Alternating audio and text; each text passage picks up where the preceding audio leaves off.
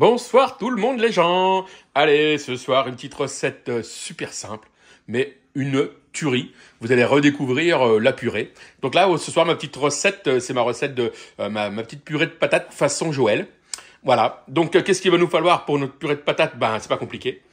Donc là, j'ai mis, alors là, je vais vous donner les proportions donc pour par kilo. Hein. Donc là, moi, j'ai mis 2 kilos, donc j'ai doublé les proportions, bien sûr. Donc, pour 1 kilo de pommes de terre. Pour 1 kilo de pommes de terre, il va nous falloir donc 30 centilitres de lait, 1 kilo de patates. Il va nous falloir 200 grammes de beurre. Alors, le beurre, il faut qu'il soit très froid. Donc là, moi, je l'ai mis au congèle et je l'ai cassé en petits morceaux, voilà, pour pouvoir l'incorporer le plus froid possible. Hein. Donc, faites comme vous voulez, mais voilà, faut qu'il soit froid, l'idéal. Hein. Ensuite, il va nous falloir bien sûr un petit peu de noix de muscade et du sel, donc du gros sel pour la cuisson. La cuisson, on va la faire à l'eau, hein, et surtout, on n'épluche pas les pommes de terre. On les épluchera une fois cuites. Hein. Donc, pourquoi on les épluche pas? Pour éviter que l'eau rentre trop dans la pomme de terre. Donc, il faut qu'elle soit cuite, mais il faut pas qu'elle soit imbibée d'eau. Donc, l'idéal, c'est de prendre de la rate, hein, au niveau race de pommes de terre. De la rate, moi, j'ai pas trouvé de rate. Donc là, moi, j'ai fait ça avec de la Rosebud, là, voilà, de la pomme de terre rouge classique, qui a un très bon goût aussi. Il va nous falloir donc, bien sûr, un presse-purée et, hyper important, un tamis. Là, je dirais quasiment le secret de la recette, il est là. C'est un tamis avec la maille la plus fine possible.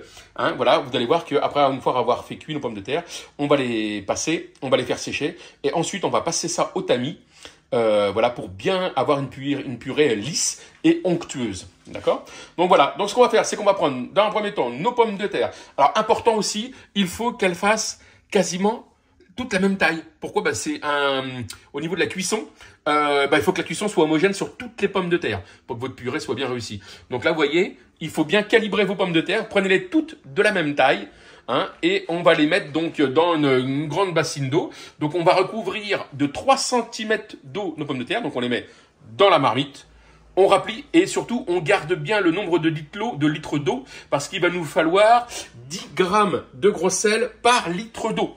D'accord? Donc vous mettez vos patates dans la marmite, vous recouvrez d'eau jusqu'à 3 cm au-dessus des pommes de terre.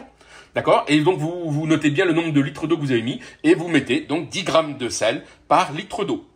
Donc je récapitule, 30 centilitres de lait pour 1 kg de patates, 200 grammes de beurre, 10 grammes de sel par litre d'eau, le petit moulin, le tamis, c'est parti. Donc on va mettre ça dans la marmite. On va laisser cuire ça pendant à peu près. Moi les patates je les mets entre 25 et 30 minutes parce qu'elles sont assez grosses. Donc si vous avez de la rate, c'est de la petite pomme de terre. Et donc la rate là, vous la faites cuire en général entre 20-25 minutes maximum. Hein, donc en fonction de la race de patates. Allez, on se retrouve une fois que les patates sont cuites. À tout de suite. Voilà, donc là, au bout de 25 minutes, donc nos pommes de terre sont cuites. Donc là, elles sortent direct de la marmite. Donc on va les éplucher. Donc on prend une fourchette. Et il faut surtout faire ça pendant qu'elles sont encore fumantes. Hein, vous voyez, la pomme de terre, elle fume encore là. Hein. Donc là, c'est la partie un peu délicate. Il faut bien les éplucher. Une fois qu'elles sont épluchées, on va les passer donc au presse-purée, d'accord, directement dans la casserole. Hein. On se retrouve à ce moment-là. On épluche notre petit kilo de patates. Allez, à tout de suite. Voilà, donc une fois qu'on a passé tout au tamis, nos belles patates, eh bien on va faire sécher maintenant la pulpe de pommes de terre. D'accord, donc à feu moyen, on va tourner gentiment et faire sécher pour retirer en fin de compte les dernières traces d'humidité dans nos patates pour faire sécher un petit peu, retirer le maximum d'eau dans nos pommes de terre. Donc 5 minutes comme ça à faire sécher et ensuite on va aller y incorporer le beurre donc morceau par morceau, d'accord, donc 5 minutes à feu moyen on fait sécher notre pulpe de pommes de terre. Ensuite petit à petit, donc on a dit pour 1 kg de pommes de terre 200 g de beurre, donc du beurre moi qui, vous voyez, qui sort du congèle, donc il est bien froid. Les pommes de terre n'ont pas eu le temps de refroidir. Surtout, on les laisse pas refroidir. On les épluche dès qu'elles sortent de l'eau bouillante. On les passe au presse-purée. On les fait sécher et on incorpore le beurre donc petit à petit, morceau par morceau. Et c'est parti. Voilà. Donc maintenant que j'ai incorporé tout mon beurre, donc surtout, hein, je travaille ma purée à la spatule. Une fois que mon beurre est bien incorporé, je vais aller y ajouter la moitié du lait. Voilà. Et on va incorporer gentiment. Voilà. On y va à la spatule en bois pour l'instant. Voilà. Donc toujours le beurre très très froid, les patates très chaudes, voilà, et le beurre, le lait. Voilà. Donc par contre le lait, j'ai oublié de vous le dire, voilà, il faut le faire réchauffer hein, avant. Voilà, donc bien sûr vous le faites bouillir, hein. Vous mettez le lait à ébullition, j'ai oublié de vous le dire, et vous l'incorporez une fois que c'est fait. Voilà. Donc là maintenant, une fois que l'on a incorporé donc la moitié de notre lait, eh bien on va aller passer notre purée au tamis. Donc il nous faut juste donc du coup le tamis, la spatule, et là c'est parti. Donc on va y mettre notre purée sur notre tamis. Voilà. Et là c'est parti, bah, c'est un petit jeu de patience, hein. On va aller voilà, tamiser notre purée. Donc avec le tamis le plus fin possible, hein. Comme ça vous récupérez bien en dessous. Vous voyez, vous allez retrouver votre purée qui aura pas du tout la même texture. Donc le tamis le plus fin possible. Voilà, et c'est parti. Donc un petit jeu de patience hein, pour passer au tamis. Ensuite, on va remettre ça dans la casserole. Y intégrer le reste de lait, la noix de muscade. Allez, on se retrouve une fois qu'on a tamisé notre purée. Voilà, tout simplement, c'est parti. Et on fait ça jusqu'à la fin. Voilà, donc une fois qu'on a bien tout passé au tamis, ben on remet sur le feu, cette fois-ci à feu doux. On va y râper un petit peu de noix de muscade. Voilà. On y rajoute encore une partie du lait que l'on a fait préalablement bouillir. Et là maintenant, on va aller donner une texture à notre purée. Voilà. Donc on y va d'abord à la spatule pour bien incorporer le début. Voilà. Voilà, c'est absolument magnifique. On commence à la spatule.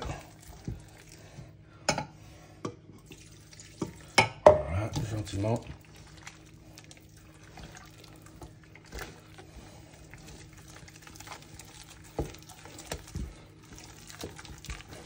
Voilà, donc en fonction de la qualité de vos pommes de terre,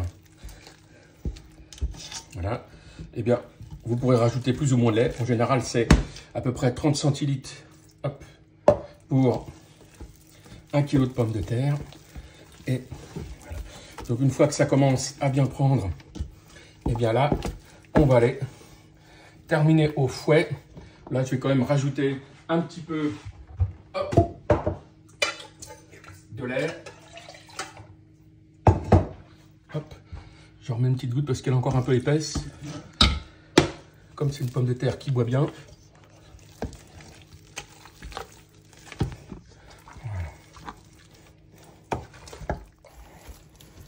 Voilà. Voilà. Et une fois qu'on a tout incorporé, eh bien, hop, on va pouvoir, hop là, tout sur l'épluchure, hop là. Cette fois-ci, la finir au fouet. Voilà.